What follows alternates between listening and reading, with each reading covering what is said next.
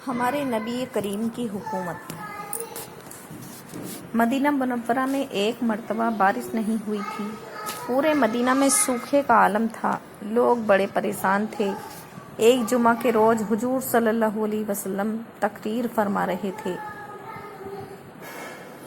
تو ایک شخص اٹھا اور عرض کرنے لگا، یا رسول اللہ، مال ختم ہو گیا اور اولاد فاقہ کرنے لگی، دعا فرمائیے کہ بارش ہو جائے۔ حضور صلی اللہ علیہ وسلم نے اسی وقت اپنے پیارے پیارے نورانی ہاتھ اٹھائے۔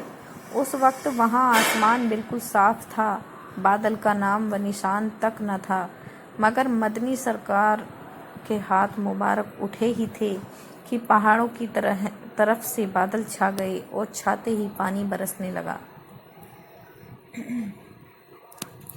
ہمارے نبی کریم کی بادلوں پر حکومت۔ حضور منبر پر ہی تشریف فرما رہے تھے کہ پانی شروع ہو گیا، اتنا برسا کہ چھت ٹپکنے لگی، حضور کے بال مبارک سے پانی کے قطرے گرنے لگے۔ پھر یہ پانی بند نہیں ہوا بلکہ لگاتار اگلے جمعہ تک برستا ہی رہا۔ حضور جب دوسرے جمعہ کا تقریر فرمانے اٹھے تو وہی شخص جس نے پہلے جمعہ میں بارش نہ ہونے کی تکلیف عرض کی تھی، اٹھا اور عرض کرنے لگا، یا رسول اللہ، اب تو مال غرق ہونے لگا اور مکان گرنے لگے، اب پھر ہاتھ اٹھائیے کہ یہ بارش بند بھی ہو۔ چنانچہ حضور نے پھر اسی وقت اپنے پیارے پیارے نورانی ہاتھ اٹھائے اور اپنی انگلی مبارک سے اشارہ فرمایا۔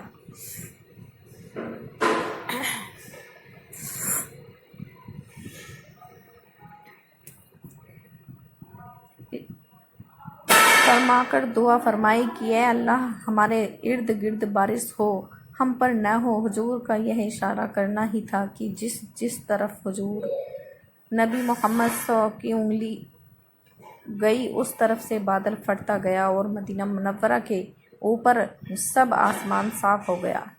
صحابہ اکرام مشکل کے وقت حضور ہی کی بارگاہ میں فریاد لے کر آتے تھے۔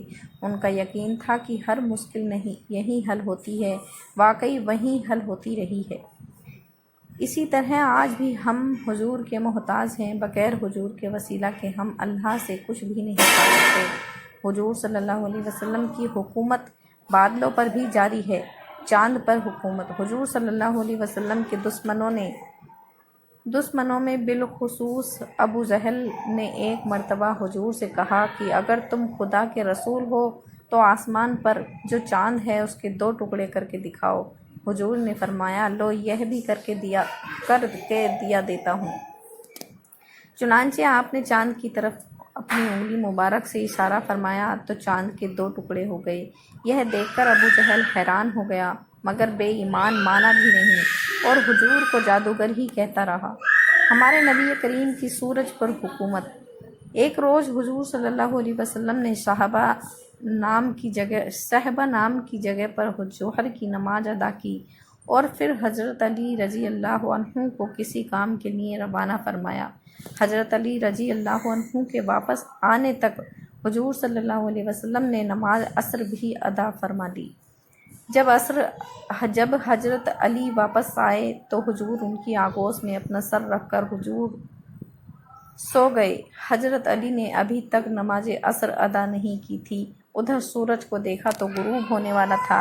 حضرت علی سوچنے لگے، ادھر رسول خدا آرام فرما ہے اور ادھر نماز خدا کا وقت ہو رہا ہے، رسول خدا کا خیال رکھوں تو نماز جاتی ہے اور نماز کا خیال کروں تو رسول خدا کی نیند میں خلل واقع ہوتا ہے، کروں تو کیا کروں؟ آخر مولا علی شیر خدا رضی اللہ عنہ نے فیصلہ کیا کہ نماز کو قضا ہونے دو مگر حضور کی نیند مبارک میں خلل نہ آئے۔ چنانچہ سورج ڈوب گیا اور عصر کا وقت چلا گیا۔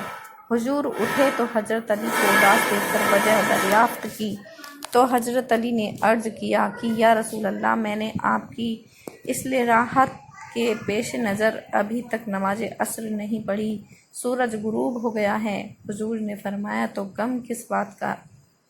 لو ابھی سورج واپس آتا ہے، پھر اسی مقام پر آ کر رکتا ہے جہاں وقت عصر ہوتا ہے۔ چنانچہ حضور نے دعا فرمائی تو غروب شدہ سورج پھر نکلا اور الٹے قدم اسی جگہ آ کر ٹھہر گیا۔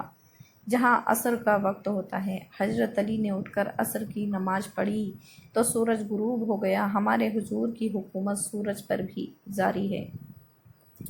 آپ کائنات کے ہر ذرہ کے حاکم و مختار ہیں۔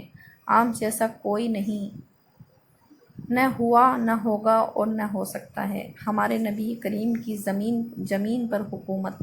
حضور صلی اللہ علیہ وسلم نے حضرت صدیق اکبر رضی اللہ عنہ کے ساتھ جب مکہ سے مدینہ کی طرف ہجرت فرمائی تو قریش مکہ نے اعلان کیا کہ جو کوئی محمد صلی اللہ علیہ وسلم کو اور ان کے ساتھی صدیق اکبر رضی اللہ عنہ کو گرفتار کر کے لائے گا اسے 100 اونٹ انعام میں دیے جائیں گے۔ سراقہ بن جعشم نے یہ اعلان سنا تو اپنا تیز رفتار گھوڑا نکالا اور اس پر بیٹھ کر کہنے لگا کہ میرا یہ تیز رفتار گھوڑا محمد صلی اللہ علیہ وسلم اور ابو بکر کا پیچھا کر لے گا، میں ابھی ان دونوں کو پکڑ کر لاتا ہوں۔ چنانچہ اس نے اپنے گھوڑے کا دوڑایا، تھوڑی دیر میں حضور کے قریب پہنچ گیا۔ صدیق اکبر نے جب دیکھا کہ سراقہ گھوڑے پر سوار ہمارے پیچھے آ رہا ہے، ہم تک پہنچنے ہی والا ہے، تو عرض کیا یا رسول اللہ، سراقہ نے ہمیں دیکھ لیا اور وہ دیکھیے ہمارے پیچھے آ رہا ہے۔ حضور نے فرمایا اے صدیق، کوئی فکر نہ کرو، اللہ ہمارے ساتھ ہے۔ اتنے میں سراقہ بالکل قریب آ پہنچا تو حضور نے دعا فرمائی، زمین نے فوراً سراقہ کے گھوڑے کو پکڑ لیا اور اس کے چاروں پیر پیٹ تک زمین میں دھس گئے۔ سراقہ یہ منظر دیکھ کر گھبرایا اور عرض کرنے لگا، یا محمد صلی اللہ علیہ وسلم، مجھے اور میرے گھوڑے کو اس مصیبت سے نجات دلائیے۔ میں آپ سے وعدہ کرتا ہوں کہ میں پیچھے مڑ جاؤں گا۔ جو کوئی آپ کا پیچھا کرتا ہوا آپ کی تلاش میں ادھر آ رہا ہوگا، اسے بھی واپس لے جاؤں گا، آپ تک نہ آنے دوں گا۔ چنانچہ حضور کے حکم سے زمین نے اسے چھوڑ دیا۔ ہمارے حضور کا حکم و فرمان زمین پر بھی جاری ہے اور کائنات کی ہر چیز اللہ نے حضور کے تابع کر دیا ہے۔ پھر جس شخص کی اپنی بیوی بھی اس کی تابع نہ ہو، وہ اگر حضور کی مثل بننے لگے تو وہ کس قدر احمق و بے وقف ہے۔ ہمارے نبی کریم کی درختوں پر، پیڑوں پر بھی حکومت ہے۔ ایک مرتبہ ایک عربی شخص نے حضور صلی اللہ علیہ وسلم سے کہا، اے محمد صلی اللہ علیہ وسلم، اگر آپ اللہ کے رسول ہیں تو کوئی نشانی دکھائیے۔ حضور نے فرمایا، اچھا تو دیکھو، وہ جو سامنے درخت کھڑا ہے اسے جا کر اتنا کہہ دو کہ تمہیں اللہ کا رسول بلاتا ہے۔ چنانچہ وہ عربی شخص اس درخت کے پاس گیا اور اس سے کہا، تمہیں اللہ کا رسول بلاتا ہے۔ وہ درخت یہ بات سن کر اپنے آگے پیچھے اور دائیں بائیں پیچھے گرا اور اپنی جڑیں زمین سے اکھاڑ کر زمین پر چلتے ہوئے حضور کی خدمت میں حاضر ہو گیا۔ عرض کرنے لگا، السلام علیکم یا رسول اللہ۔ وہ عربی شخص حضور سے کہنے لگا، اب اسے حکم دیجیے کہ یہ پھر اپنی جگہ پر چلا جائے۔ چنانچہ حضور نے اس سے فرمایا کہ جاؤ، واپس چلے جاؤ۔ وہ درخت یہ سن کر پیچھے مڑ گیا اور اپنی جگہ جا کر قائم ہو گیا۔ عربی شخص یہ معجزہ دیکھ کر مسلمان ہو گیا اور حضور کو سجدہ کرنے کی اجازت چاہی۔ حضور نے فرمایا، سجدہ کرنا جائز نہیں۔ پھر اس نے حضور کے ہاتھ پیر مبارک چومنے کی اجازت چاہی تو حضور نے فرمایا، ہاں یہ بات جائز ہے۔ اس نے حضور کے ہاتھ اور پیر مبارک چوم لیے۔ ہمارے حضور کا حکم درختوں پر بھی جاری ہے۔ یہ بھی معلوم ہوا کہ بزرگوں کے ہاتھ پیر چومنے جائز ہیں۔